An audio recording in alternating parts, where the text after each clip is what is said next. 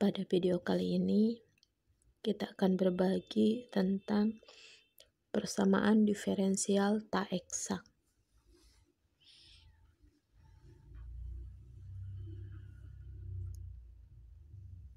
Contoh, selesaikanlah persamaan diferensial biasa 4xy tambah 3y kuadrat kurang x dx ditambah x kali x tambah 2y dy sama dengan 0.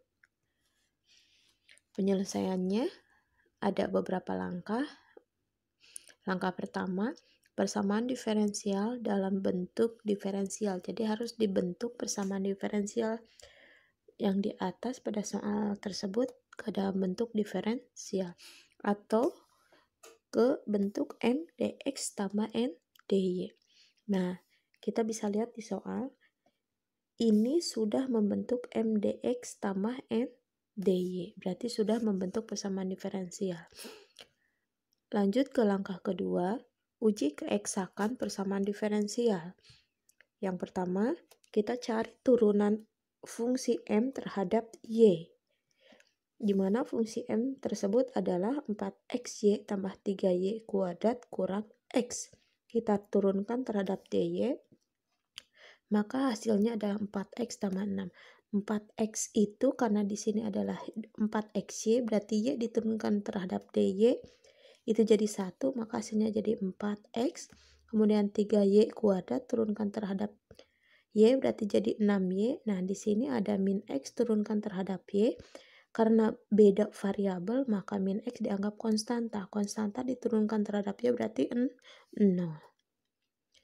Kemudian kita cari turunan dari fungsi n terhadap dx. Fungsi n adalah, kita kalikan dulu, x kali x adalah x kuadrat, x kali 2y adalah 2xy. Kita turunkan terhadap dx. Hasilnya jadi 2x tambah 2y. X kuadrat turunkan terhadap dx jadi 2x.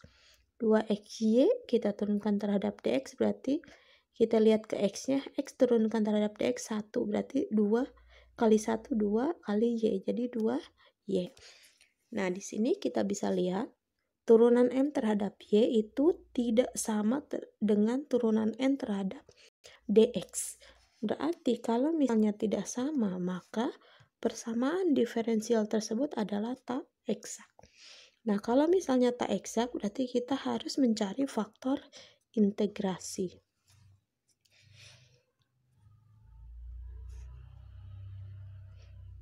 Nah, kita akan mencari faktor integrasi dari 4xy tambah 3y kuadrat kurang x dx ditambah x kali x tambah 2y dy sama dengan 0. Sebelum mencari faktor integrasi atau fungsi mu, kita bisa lihat dulu turunan m terhadap y dikurangi turunan n terhadap x. Kita tahu tadi bahwa turunan m terhadap y adalah 4x tambah 6, turunan n terhadap x adalah 2x min 2y. Kita kurangkan 4x kurang 2x berarti 2x, 6y kurang 2y berarti jadi 4y. Nah, kita bisa lihat fungsi 2x tambah 4y lebih bisa disederhanakan dari fungsi dengan fungsi m atau dengan fungsi n. Kita bisa lihat secara sepintas 2x tambah 4 itu lebih bisa disederhanakan dengan fungsi n, yang ini yang x kali x tambah 2y. Maka dibagi dengan n. Oke, n-nya adalah x kali x tambah 2y. Oke, nah sekarang kita sederhanakan. 2x tambah 4y kita sederhanakan 2-nya ke depan, berarti 2 kali x tambah 2y per, nah di sini x tambah 2y-nya berarti kita bisa sederhanakan, maka hasilnya jadi 2 per x. Nah, kalau sudah ketemu kita langsung ke faktor integrasi atau mu. Mu adalah epsilon pangkat integral dari fungsi yang tadi. Karena pernya n, maka di sini diintegralkannya terhadap dx ya, karena pernya adalah n. Oke. Epsilon pangkat tadi fungsi hasilnya adalah 2x dx. Berarti integral dari 2 per x dx adalah 2 ln X. Nah, 2 ln E pangkat 2 ln X itu sama artinya dengan X kuadrat. Oke, sekarang kita sudah ketemu faktor integrasinya atau fungsi mu-nya adalah X kuadrat. Sekarang kita tinggal kalikan dengan persamaan diferensial yang awal. Oke, persamaan diferensial yang awal adalah 4xy tambah 3y kuadrat kurang x dx tambah x kali x tambah 2y sama 2y dy sama dengan 0. Nah, sekarang kita masing-masing harus dikali dengan x kuadrat. Maka hasilnya adalah 4x pangkat 3y tambah 3x kuadrat y kuadrat kurang x pangkat 3 dx tambah x pangkat 4 tambah 2x pangkat 3y dy. Nah, sekarang ada persamaan diferensialnya adalah persamaan diferensial yang baru yang setelah dikali dengan faktor integrasi.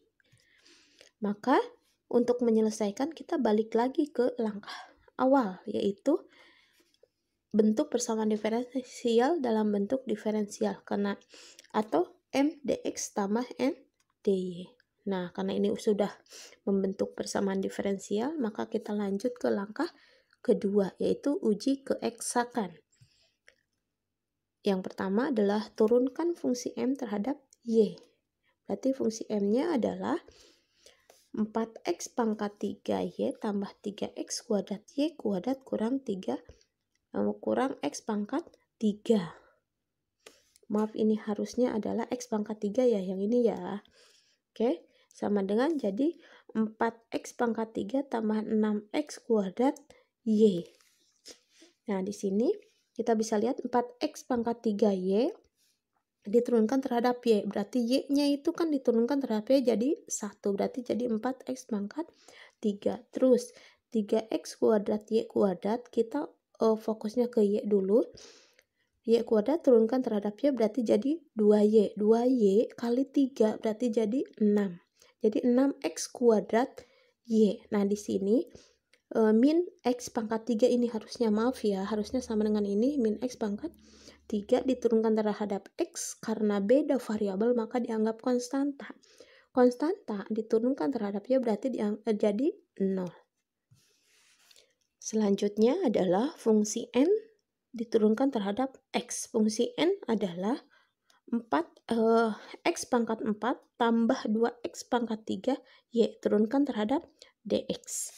Berarti jadi x pangkat 4 turunkan terhadap dx jadi 4x pangkat 3. 2x pangkat 3 turunkan terhadap dx. Berarti kalau 2x pangkat 3 turunkan terhadap dx jadi 6x kuadrat kemudian kali dengan y. Nah, di sini kita bisa lihat turunan fungsi m terhadap y dan turunan fungsi n terhadap x sama.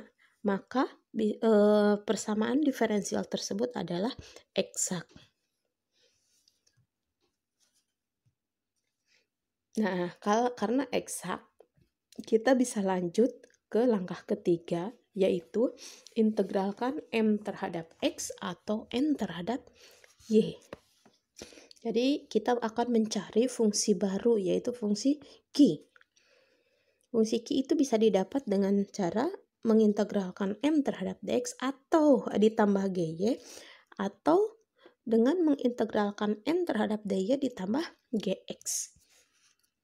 Nah, sekarang fungsi m adalah 4x pangkat 3y tambah 3x kuadrat y kuadrat kurang x pangkat 3. Nah, sekarang kita integralkan, maka diintegralkan terhadap dx ya. Nah, berarti 4x pangkat 3 4x pangkat 3y diintegralkan terhadap dx. Berarti kita fokus dulu ke 4x pangkat 3.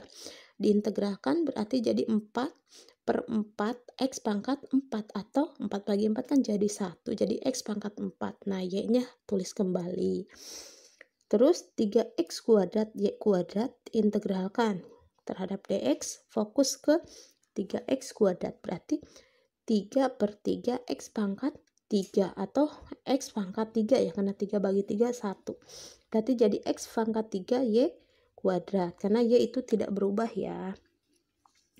Oke, sekarang ke X pangkat 3 min X pangkat 3 diintegralkan terhadap dx berarti jadi 1/4 X pangkat 4 kemudian tambah GY. Oke, lanjut ke sebelah kanan, kita akan mencari fungsi Q dari integral N terhadap dy ditambah Gx. Oke, fungsi N-nya adalah X pangkat 4 tambah 2X pangkat 3 Y. Berarti X pangkat 4 turunkan terhadap dy, karena X pangkat 4 terhadap dy itu berarti beda variabel. X pangkat 4 dianggap konstanta, maka kalau diintegralkan terhadap dy tinggal tambah y saja. Nah, sekarang 2X pangkat 3y diintegralkan terhadap dy, berarti kita fokus ke y-nya. Y kalau diintegralkan terhadap dy jadi setengah y kuadrat. Nah, setengah dikali 2 berarti 1. Sama aja dengan kalau X pangkat 3 kan tulis kembali, berarti jadi Y kuadrat tambah GX.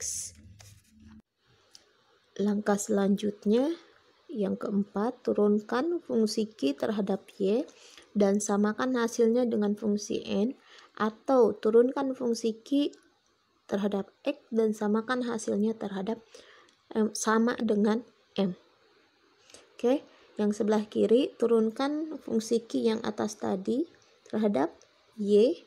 Yang sebelah kanan, turunkan fungsi Q yang tadi kita cari terhadap dx. Oke, kita sebelah kiri dulu. Turunkan fungsi Q terhadap Y, dy. Kita tahu fungsi Q yang tadi ada X pangkat 4Y tambah X pangkat 3Y kuadrat kurang X pangkat 4/4. GY kita turunkan terhadap Y. Ini sama dengan fungsi N. Fungsi N adalah X pangkat 4 tambah 2X pangkat 3 Y. Nah, di sini X pangkat 4Y turunkan terhadap Y. Y turunkan terhadap Y adalah 1, berarti tinggal X pangkat 4. X pangkat 3Y kuadrat turunkan terhadap Y. Y kuadrat turunkan terhadap Y jadi 2Y, berarti jadi 2X pangkat 3 Y. Kemudian min X pangkat 4/4 turunkan terhadap Y.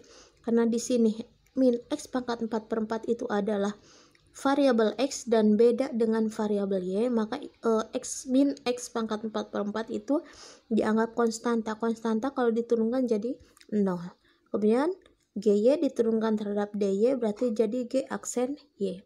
Oke, kita samakan dengan fungsi N sebelah kanan. Nah, hasilnya kita bisa lihat sebelah kiri ada X pangkat 4, sebelah kanan ada X pangkat 4, sebelah kiri ada 2X pangkat 3 Y, sebelah kanan juga ada 2X pangkat 3 Y. Kalau dikurangkan jadi 0, maka G aksen Y-nya sama dengan 0.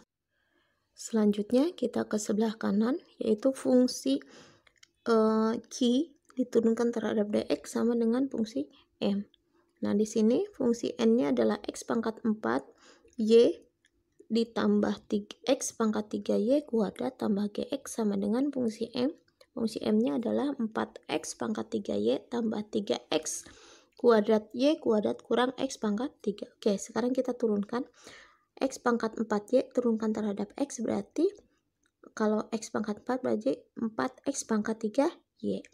Terus di sini X pangkat 3 Y kuadrat turunkan terhadap dx, berarti X pangkat 3 diturunkan terhadap dx adalah 3X kuadrat. Y kuadratnya tinggal tulis. Oke, Gx turunkan terhadap dx berarti jadi G aksen X. Nah, di sini sama dengan fungsi M. Nah, kita bisa lihat 4X pangkat 3Y sebelah kiri ada, sebelah kanan ada. Kemudian 3X kuadrat Y sebelah kiri ada, sebelah kanan ada. Nah, yang enggak ada adalah min X pangkat 3 yang sebelah kiri, maka G aksen X sama dengan min X pangkat 3. Oke, lanjut ke langkah kelima.